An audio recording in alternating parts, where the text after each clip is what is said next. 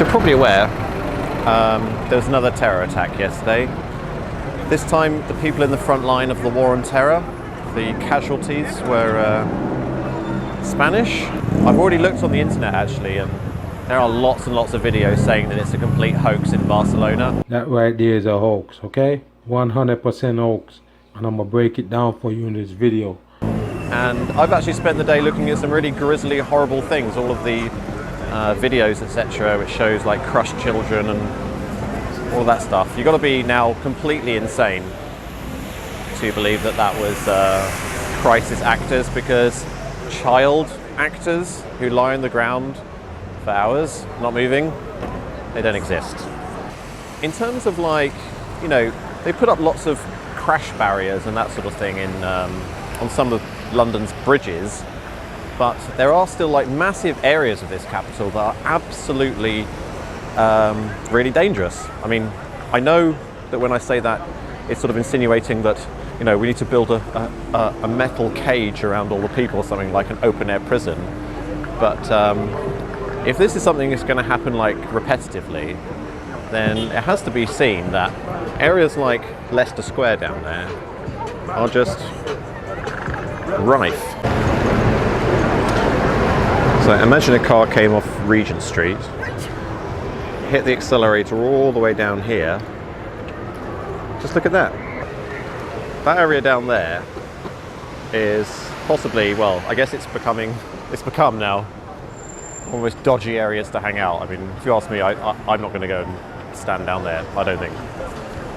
And obviously also what the attacks have shown is that they go for places where the police are. So for example, like for ages now down in Leicester Square, they just have like positioned various police, and if you can see them through that little gap there, there's a couple of police officers down there, some more down there.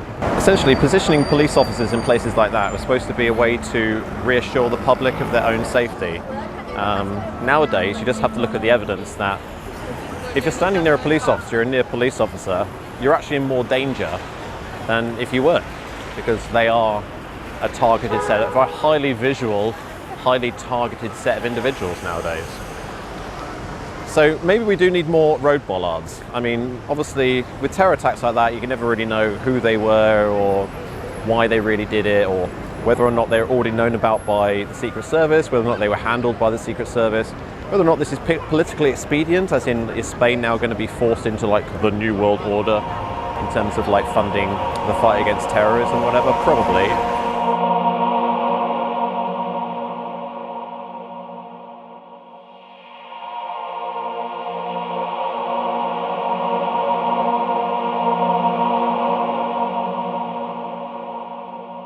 Lads, come back at 11.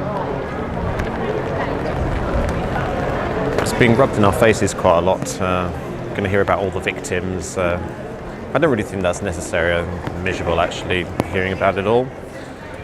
Even if the people who did it were, you know, properly self-radicalized or whatever in their bedroom, upset with the West or whatever enough to do it, then the only way that it's ever going to stop happening is if the West stop their weird imperial meddling with the Middle East and give up the peace process possibly in Israel. But that's never going to happen, unfortunately. There's a video I made like months ago now called Gladio C at the BBC, and I was making a video in Soho, and it was about the moped people, the moped gangs, who are the same moped gangs who've been going around, you know, acid attacking people and stealing their mobile devices, etc. Well, those people have not been caught by the police.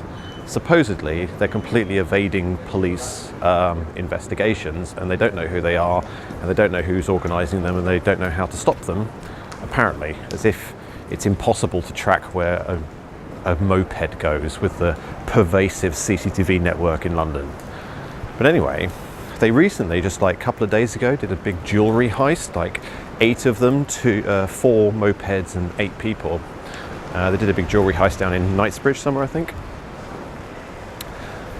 And this is what I find worrying. They're stealing lots of mobile devices, presumably because they want to sell them because they want the money. They do a jewellery heist, steal jewellery, I guess to sell them because they want the money. If you ask me, it does seem, I'm quite likely that if these are the kind of people that aren't worried about throwing acid in people's faces, why are they saving up all this money? Why are they stealing all of this stuff to create lots of money? Unless it is they are some kind of like proper criminal gang, as in some kind of terrorist cell. And these guys on the mopeds, I just think, holy crap, it's an accident. It's something waiting to happen. And I don't think the police are going to be stopping it.